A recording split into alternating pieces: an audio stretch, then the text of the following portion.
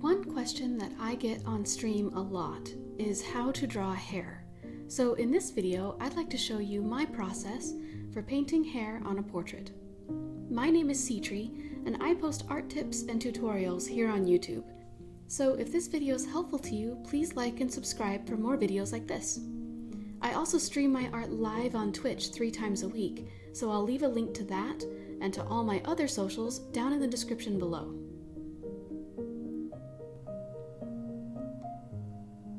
So let's talk about painting hair. Your first step in drawing the hair is going to be determining where the part is. Decide this first because your hair design is going to be centered around that part. So in this case, I've decided to have the part around the top of this character's head and have a lot of the hair pulled to the back and over to one side. Step 2 is to begin sketching the hair, and it's important in this step to sketch the hair in sections and not individual strands. If you paint the hair in individual strands, it will start to look stringy. So think about chunks of hair that originate from the part and then flow down through the piece.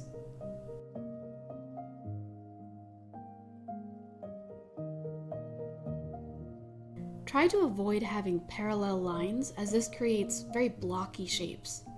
Instead, taper the ends, one end near the part and the other end near the bottom of the hair. Also, I recommend doing your sketch on a normal layer and not a multiply layer.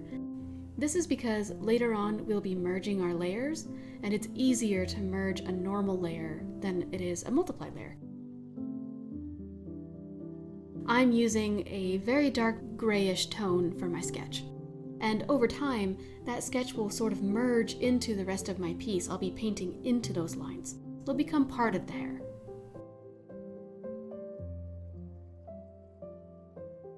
The next step is to pick a background color for your piece, and this is very important because the color that's in your background is going to influence the rest of your piece.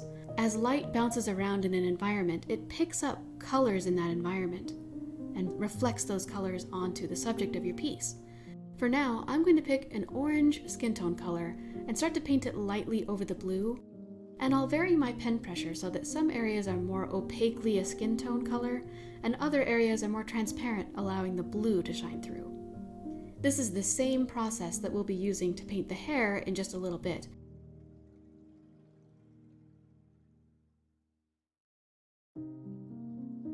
Okay, so now that we have some tones defined on the face, and this doesn't have to be exact at all, the next step is to pick a dark brown color for the hair and start to paint that as a base color, just like we did with the skin, where some areas are more opaquely brown and other areas are more transparent, allowing the blue to shine through.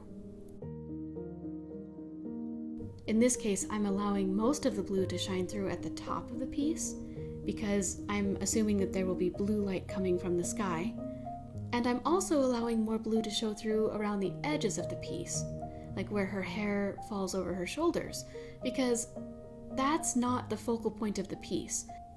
Most of the contrast and color interest is going to be happening around her face and her eyes, so that the viewer is encouraged to look there.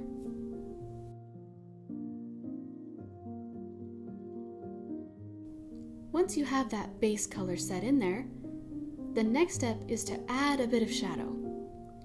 Remember, you're painting sections of hair, not strands. Keep the shapes very large and somewhat vague because every section of hair isn't independent of other sections. They all flow in and out of each other.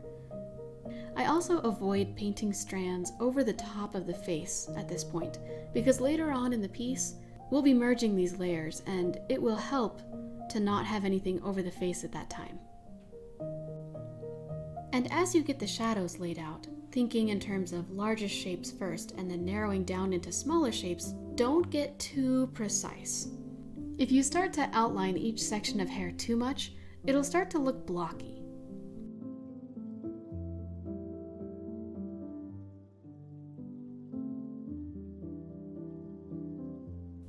The next step is to add a warm mid-tone And remember, again, these aren't strands. This is a broad change of hue here. So what I do is I add an overlay layer and I set it to an orangish warm tone.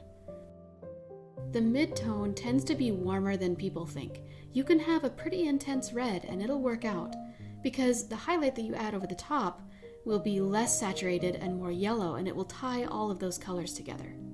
So in this case, I used an orange color and sort of blended it in just a little bit, and then I added a yellowish highlight layer on top of that. Both of those were overlay, so I didn't have to draw individual strands. I just affected the hues in those areas.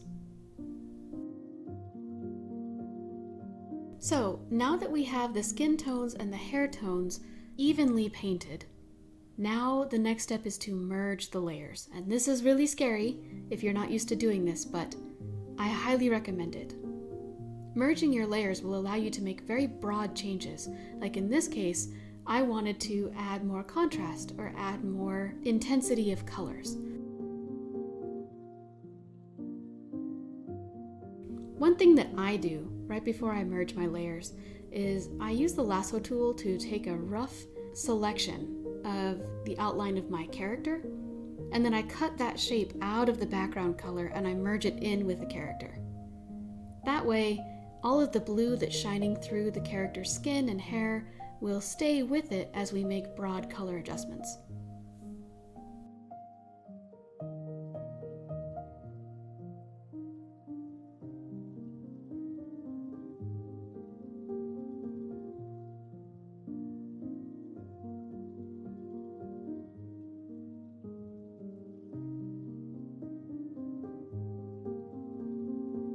Once your layers are merged, you get the chance to make very broad changes. I call it surgery, where I can select large portions of the face, move them around, transform them or skew them to where the shape matches more what I had in mind. In this case, I want to change the eyes. The angle seems kind of off to me, and the height overall of the head is too tall, so I will bring that back down. All of these changes are made possible by the fact that my layers are merged.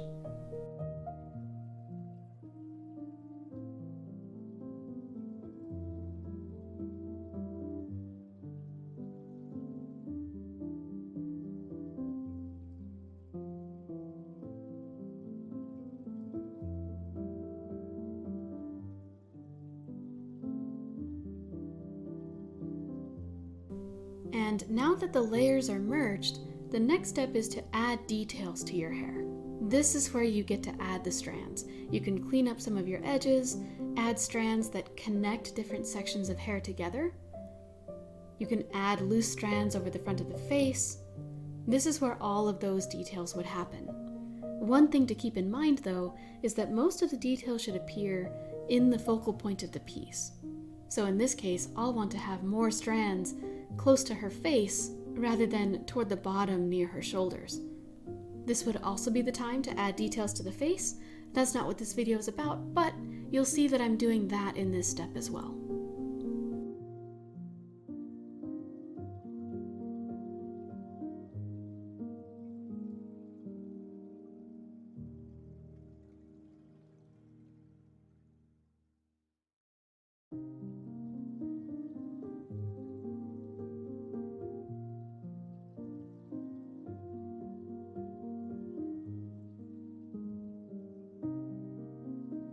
This would also be the step where you could make broad color changes, like for example, an overlay layer to add more warmth into the skin tone. You could do this with the hair as well. You could add brighter highlights here if you wanted.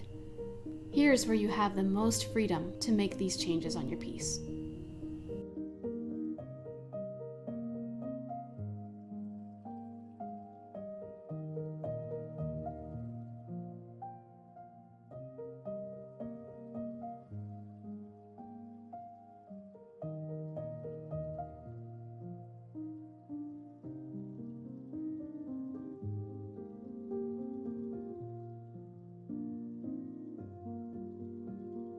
And there you have it. I hope this video was helpful. If it was, if you could leave it a like and subscribe to the channel, that helps me a lot. I also stream on Twitch 3 times a week, so I'll leave a link to that down below. Check that out, I'd love to see you there. And I'll be back next week with another art video. Thanks again for watching, and I'll see you next time.